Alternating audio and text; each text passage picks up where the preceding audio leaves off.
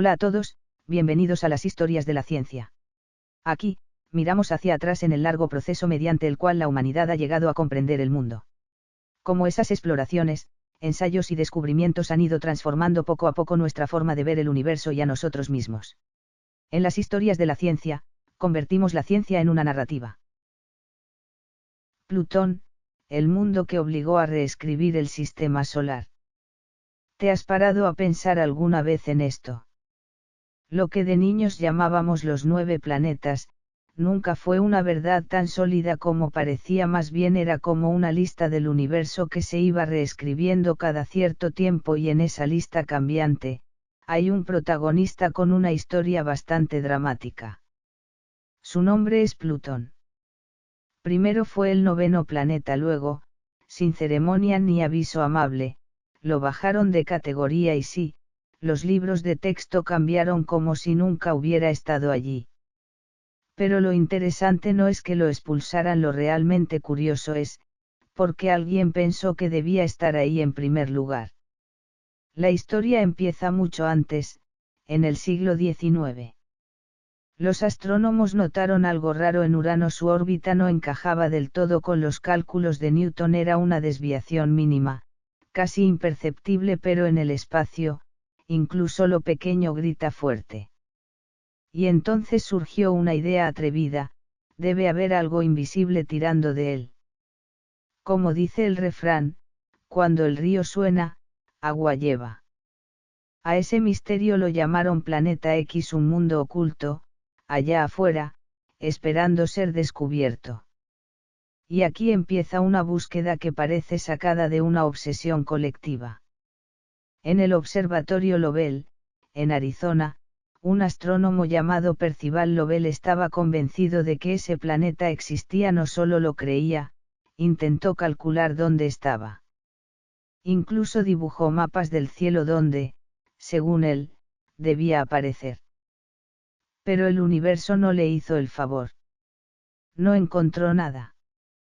Aún así, no se detuvo y en lugar de rendirse, hizo algo casi artesanal: fotografiar el cielo una y otra vez. Miles y miles de placas fotográficas, no por estética, sino por paciencia pura. La idea era simple: si hay un planeta, se moverá entre las estrellas fijas. Y ahí entra un personaje inesperado. Clyde Tombaugh. No era profesor, no era una figura famosa, era un joven de campo, de Kansas, construía sus propios telescopios por afición. Pero tenía algo que no se compra: una paciencia casi inhumana. Su trabajo era tan simple como agotador: comparar placas fotográficas del cielo, tomadas en días distintos. Usaba una técnica llamada comparación por parpadeo, alternaba imágenes rápidamente, buscando un punto que se moviera. Imagina la escena: una habitación oscura, silencio total, y cientos de miles de estrellas fijas mirándote sin moverse, y tú buscando, una sola que sí lo haga. Como dice otro refrán español, el que la sigue, la consigue. Hasta que llegó el 18 de febrero de 1930. Entre dos placas, algo cambió. Un pequeño punto de luz había avanzado ligeramente, no era ruido, no era error, era movimiento. Tombaugh lo supo al instante: podía ser el planeta perdido. Y así nació Plutón. El mundo se emocionó por fin: el sistema solar estaba completo, 9 planetas. Orden perfecto. Todo encajaba. Pero aquí viene la trampa más común en la ciencia: cuando algo parece perfecto, suele esconder dudas. Porque Plutón no era exactamente lo que esperaban. Era demasiado pequeño, demasiado raro, demasiado diferente. Y aún así, durante décadas, siguió siendo el 9º planeta oficial. Hasta que la ciencia volvió a hacer lo que siempre hace: revisarse a sí misma. Y ahí empezó otro capítulo, uno donde Plutón dejaría de ser lo que era, para convertirse en el símbolo de una pregunta mucho más grande. ¿Qué significa realmente ser un planeta? Pero eso ya es otra historia. Cuando Plutón fue descubierto, la humanidad estaba convencida de algo bastante atrevido, que por fin entendíamos el sistema solar. Todo parecía encajar como muebles nuevos en una casa recién ordenada. Mercurio, Venus, Tierra, Marte, y al final, Plutón. Una fila perfecta. Demasiado perfecta. Pero ya sabes lo que dicen, no todo lo que brilla es oro. Y este sistema tan ordenado, en realidad, tenía tornillos flojos desde el principio. En las primeras mediciones, los astrónomos se llevaron una sorpresa enorme. Plutón parecía mucho más grande de lo esperado. Algunos cálculos incluso sugerían algo casi absurdo, que podía tener una masa cercana a la Tierra. En otras palabras, un planeta rocoso más, solo que escondido en la oscuridad. Hoy suena ridículo. Como confundir una linterna lejana con un faro de estadio. Pero en ese momento era lo único que podían hacer. Porque el problema era simple, y brutal. Solo había luz. Nada de sondas. Nada de imágenes nítidas. Apenas un punto borroso moviéndose en el cielo. Así que los científicos hicieron lo que siempre se hace cuando falta información, dedujeron la verdad por sus efectos. Miraron cómo tiraba de otros cuerpos y reconstruyeron su tamaño desde la distancia. Y ahí empezó el descontrol. Con mejores instrumentos, los números comenzaron a encogerse. Primero bajó un poco. Luego más. Luego muchísimo más. Hasta caer por debajo de Marte. Y cuando se descubrió su luna Caronte, el golpe final fue casi incómodo. Plutón era más pequeño que nuestra luna.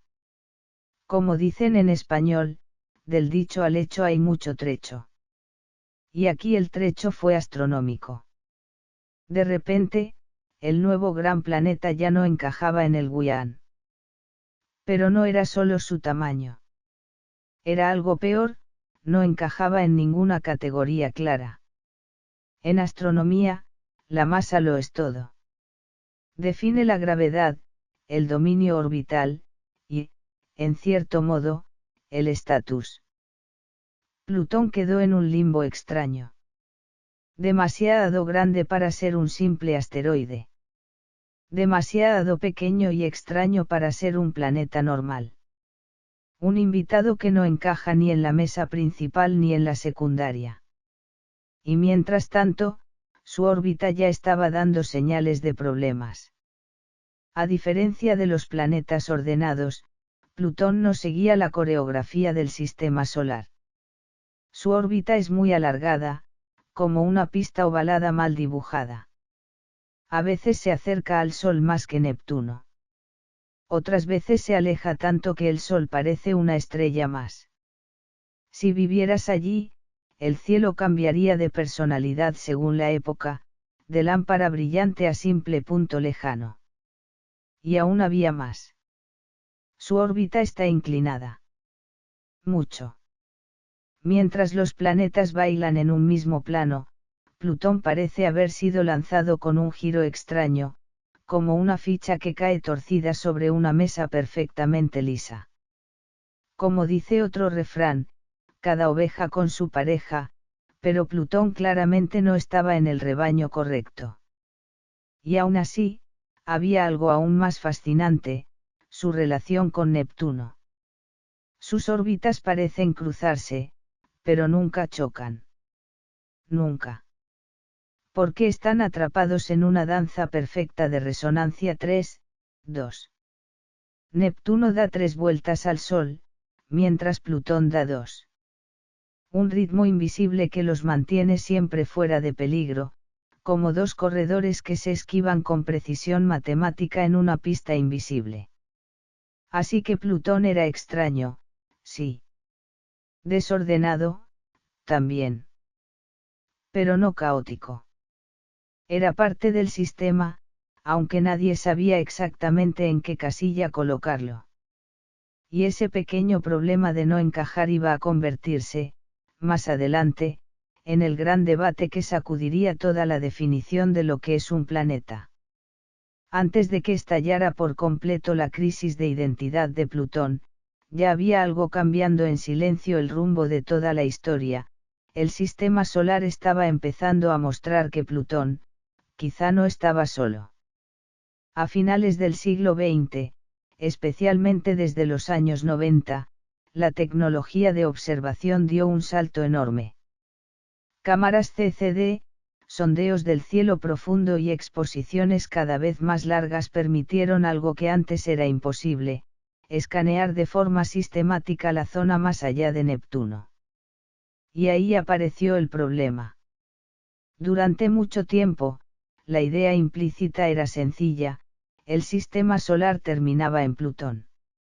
Como si fuera el último piso de un edificio. Pero la realidad, como suele pasar, no pidió permiso. En 1992 se descubrió un objeto llamado 1992 QB1. Pequeño, discreto, nada espectacular. Pero con una implicación enorme: no estaba solo. Era la prueba de que Plutón no vivía en una frontera vacía, sino dentro de una región llena de cuerpos similares. Como dice el refrán, donde hay humo, hay fuego. Y aquí, el fuego era un cinturón entero. Así nació oficialmente el concepto del cinturón de Kuiper. Una zona enorme, llena de cuerpos helados, rocas y restos primitivos del sistema solar. Objetos poco brillantes, pero extremadamente numerosos. Y Plutón pasó de ser el último planeta a ser simplemente, uno más entre muchos. El golpe definitivo llegó en 2005, cuando se detectó Eris. Un objeto tan importante que su nombre encajaba perfectamente: la diosa de la discordia. Porque Eris no solo era grande. En algunas estimaciones, incluso podía ser más masiva que Plutón. Y ahí se encendió la alarma. Si Plutón era el 9º planeta, entonces Eris, ¿qué era? ¿El 10º? ¿El 11º? ¿O el 9,5? El sistema empezaba a perder coherencia. La comunidad científica se dio cuenta de algo incómodo: no estaban encontrando nuevos planetas, estaban encontrando más y más objetos tipo Plutón. Como quien descubre que una pieza única en realidad pertenece a toda una colección. Así, Plutón dejó de ser el planeta especial y pasó a verse como un representante del cinturón de Kuiper. No el único. No el rey. Solo un ejemplo visible. Y cuando algo deja de ser único, su estatus empieza a tambalearse. Como dice otro refrán, cuando el río suena, agua lleva. Ese ruido llegó en 2006, en una reunión histórica de la Unión Astronómica Internacional en Praga. La pregunta era simple, pero explosiva: ¿qué es exactamente un planeta? La respuesta terminó definiéndose con 3 criterios. Primero, debe orbitar el Sol. Segundo, debe tener suficiente masa para ser casi esférico. Tercero, el más decisivo, debe haber limpiado su vecindad orbital. Y aquí Plutón falló. 2 de 3 no bastaban. Su órbita está llena de objetos del cinturón de Kuiper. No domina su entorno. No lo ha limpiado. Resultado: dejó de ser planeta. Desde ese momento, el sistema solar pasó oficialmente a tener 8 planetas. Plutón fue reclasificado como planeta enano. La reacción fue intensa. Para algunos científicos era una corrección necesaria. Para otros, era como reescribir un libro ya aprendido de memoria. Y en la calle, el impacto fue aún más emocional: el 9 planeta desaparecía de los recuerdos escolares. Pero aquí viene lo curioso: Plutón no se volvió menos interesante. Se volvió más extraño. Porque justo en paralelo se descubrió algo fascinante, su relación con Caronte. Caronte es tan grande en comparación con Plutón que el sistema no funciona como planeta y luna tradicional. El centro de gravedad está fuera de Plutón. Es decir, no es uno orbitando al otro de forma clásica. Es más bien un sistema binario. Como si dos cuerpos estuvieran bailando alrededor de un punto invisible común. En la vida cotidiana, los planetas normales son como una persona paseando a un perro. Plutón y Caronte, en cambio, son como dos personas girando juntas en una coreografía perfectamente sincronizada. Y entonces aparece otra idea. Quizá Plutón no era un planeta fallido. Quizá era otra cosa desde el principio, la puerta de entrada a un sistema mucho más complejo. Porque aunque perdió su título, no perdió su singularidad. Solo dejó de ser el protagonista solitario, para convertirse en el representante visible de todo un mundo oculto. Cuando Plutón fue degradado, mucha gente pensó que su historia había terminado, pero en realidad, ahí fue cuando todo empezó a ponerse interesante. Porque justo en ese mismo momento, algo estaba saliendo de la Tierra sin hacer ruido, una nave. Sin drama. Sin aplausos ni ujaraísans. La NASA la lanzó en 2006 con una misión casi absurda: llegar al borde del sistema solar y mirar a Plutón de cerca. Suena sencillo, hasta que recuerdas la distancia. Y aquí encaja perfecto un dicho español: despacito y buena letra, porque no era un viaje rápido. Era una paciencia con motores. Durante 9 años, la sonda no se detuvo. No giró. No descansó, solo siguió adelante, como mensajero solitario cruzando un desierto infinito. Mientras tanto, en la Tierra, Plutón pasaba de planeta a concepto abstracto en la mente de muchos, algo lejano. Algo casi imaginario. Hasta que llegó el día. 14 de julio de 2015. Y de repente, ese punto de luz dejó de ser una idea, y se volvió un mundo real. New Horizons pasó volando junto a Plutón sin frenar. Sin orbitar. Solo un encuentro de pocas horas. Pero lo que vio cambió todo. Plutón no era un bloque gris muerto, era un mundo con geografía, con estructura, con personalidad. Montañas de hielo, enormes llanuras brillantes, regiones claras y oscuras, como si alguien hubiera pintado el paisaje con intención. Y en el centro de todo, una figura imposible, una enorme zona con forma de corazón, Sputnik Planitia. Su superficie parecía joven, suave, casi recién hecha, como si el planeta todavía estuviera trabajando en sí mismo. Alrededor, montañas de hielo de agua tan frías que se comportan como roca sólida, kilómetros de altura en un mundo donde el frío manda sin discusión. Y entonces llegó otra sorpresa: la atmósfera. Muy delgada. Muy frágil pero real. Y con algo inesperado, un tono azul. No un azul cálido como el de la Tierra, sino un azul fantasmagórico, casi como humo congelado iluminado por el sol. Porque incluso en el borde del sistema solar, la luz todavía juega. Y aquí viene el giro más importante. Después de este sobrevuelo, los científicos cambiaron su forma de pensar. Plutón ya no era un bloque muerto. Era un sistema activo. Incluso se empezó a hablar de criovolcanes, volcanes de hielo. No expulsan lava. Expulsan agua, nitrógeno, metano, y todo se congela al instante, remodelando la superficie. Suena imposible, pero ocurre. Y entonces apareció la gran pregunta: ¿de dónde sale la energía?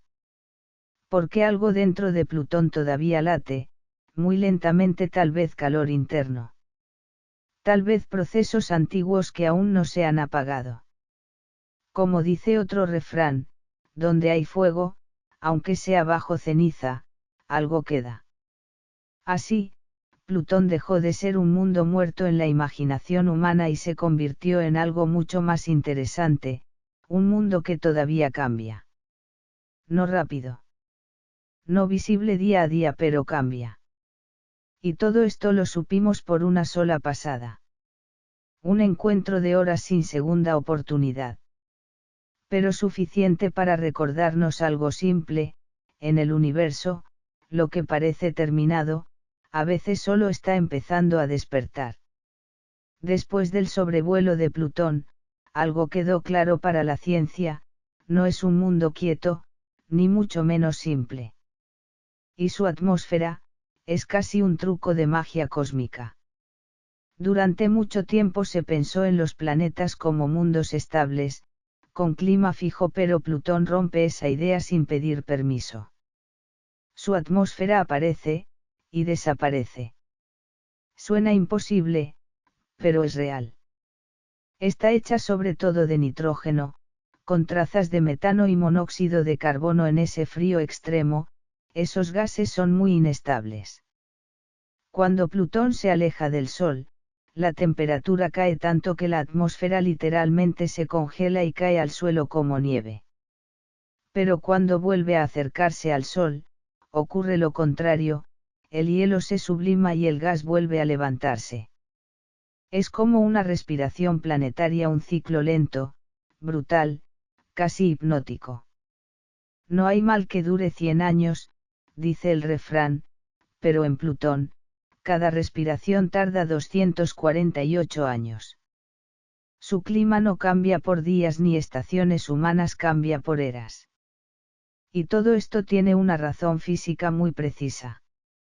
La órbita de Plutón es extremadamente elíptica, a veces está a unos 30 más unidades astronómicas del Sol, otras veces se aleja a casi 50. Esa diferencia, en un mundo tan frío, lo cambia todo. Un pequeño aumento de energía solar es suficiente para reiniciar su atmósfera.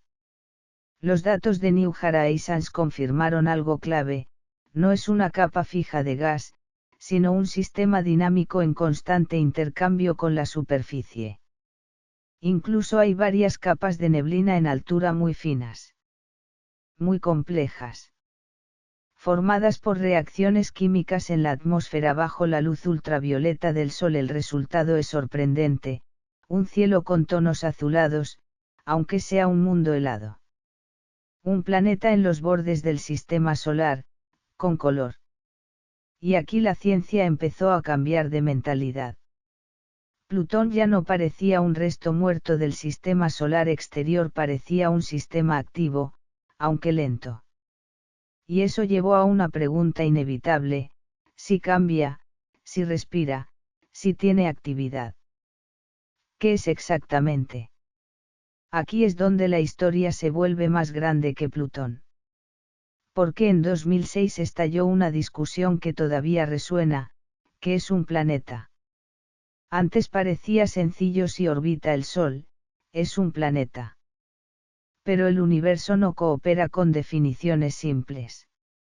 En el cinturón de Kuiper hay muchos objetos similares, algunos incluso del tamaño de Plutón o mayores. Así que la Unión Astronómica Internacional propuso una nueva definición. Primero, orbitar el Sol. Segundo, ser lo bastante grande para ser casi esférico. Tercero, limpiar su órbita. Plutón cumple los dos primeros, pero falla el tercero. Su vecindario orbital está lleno de otros cuerpos. Y ahí ocurrió el giro histórico: Plutón dejó de ser planeta y pasó a ser planeta enano. Pero el cambio más importante no fue el de Plutón, fue el de la definición. Como dice otro refrán español: cuando el río suena, agua lleva. Y el ruido aquí era claro: el sistema de clasificación ya no encajaba con la realidad. Porque en ciencia, las categorías no son la naturaleza, son herramientas. Y cuando una herramienta deja de funcionar, no se rompe el mundo, se cambia la herramienta. Plutón no cayó porque hubiera cambiado, cayó porque obligó a la humanidad a admitir algo incómodo. Que incluso lo que llamábamos planeta nunca había sido tan claro como creíamos. Hablar de en qué falló Plutón suena un poco injusto. Porque en realidad no cambió de repente, lo que cambió fue la regla. Y cuando cambias la regla, lo que antes encajaba, deja de encajar. No es que el perro haya cambiado, es la correa la que se acortó, diría un refrán bastante cercano a esta idea. Plutón es exactamente eso. Durante años, nadie lo veía como un problema, tenía atmósfera. Tenía lunas. Tenía actividad geológica, era un mundo raro, pero un mundo. El problema apareció cuando se redefinió qué es un planeta. Y esto no es algo nuevo en ciencia. Ceres también fue planeta antes. Luego dejó de serlo, y no porque cambiara, sino porque el sistema de clasificación se volvió más estricto. Incluso en la física pasó algo parecido. Newton no desapareció con Einstein, simplemente dejó de ser suficiente en ciertos límites. La ciencia no funciona como una verdad final, funciona como una actualización constante. Y Plutón quedó justo en medio de esa actualización. Tiene atmósfera, tiene lunas grandes, tiene señales de actividad interna. Pero no puede limpiar su órbita. Y ahí estaba el problema real, no era Plutón el que no encajaba, era la definición de planeta la que se había quedado pequeña. En 2006, la decisión de reclasificarlo no fue realmente un juicio sobre Plutón, fue un intento de ordenar el sistema solar de forma más clara. Pero toda claridad tiene un precio. Y el precio fue este: un mundo complejo quedó reducido a una categoría más simple. Como dice el refrán, para ordenar la casa, a veces hay que moverlo todo. Plutón simplemente estaba en el lugar donde la línea se redibujó. Pero la historia no termina ahí. Después de ese famoso sobrevuelo de New Horizons, la nave siguió su viaje hacia los bordes del sistema solar. Y allí ya no hay mapas claros, solo distancia y más distancia. Más allá del cinturón de Kuiper, incluso se habla de la nube de Oort, una región hipotética, casi fantasmal. Y algunos científicos todavía se preguntan algo incómodo: ¿y si existen mundos del tamaño de Plutón que aún no hemos visto? Entonces Plutón deja de ser una caída o una pérdida. Se convierte en una pista. Una señal de que el sistema solar no está terminado, solo está parcialmente dibujado. Y eso deja una pregunta abierta, un poco inquietante. ¿Lo que creemos que es el sistema solar es una estructura real, o solo la mejor versión que tenemos por ahora? Las personas que realmente cambian el mundo suelen ser aquellas que simplemente han pensado un paso más que los demás. Si esta historia te ha hecho reflexionar un poco, dale me gusta, síguenos y guárdala para más tarde. Nos vemos en el siguiente personaje. Hasta pronto.